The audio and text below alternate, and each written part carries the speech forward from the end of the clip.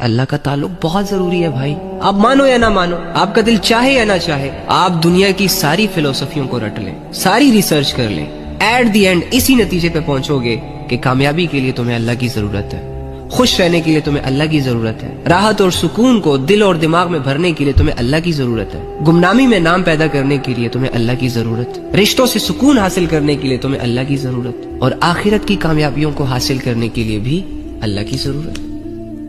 تو اللہ کہہ رہا ہے میں تو وہ رب ہوں جو تمہیں اندھیروں سے نکالتا ہے، میرا کیا بگڑے گا اگر تم اندھیروں میں چلے گئے، خود ہی پریشان ہوگے، ان اندھیروں سے نکالتا ہے، روشنیوں میں ڈالتا ہے، زندگی کی روشنی۔ روشنی کا مطلب یہ نہیں ہوتا کہ جیسے ہی آپ اللہ کی طرف آئیں گے تو آپ کے سارے مسئلے حل ہو جائیں گے، ساری ٹینشنیں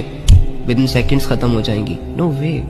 روشنی کا مطلب یہ ہوتا ہے، آرام اور سکون کا مطلب یہ ہوتا ہے، اللہ کے تعلق، اللہ کے نور کا جو اثر ہوتا ہے وہ یہ ہوتا ہے کہ ظاہراً آپ ایک پریشانی میں ہی ہوگے، ایک مشکل ترین حالت میں ہوگے، اپنے آپ کو اکیلا فیل کرو گے، لیکن ان ساری حالتوں کے باوجود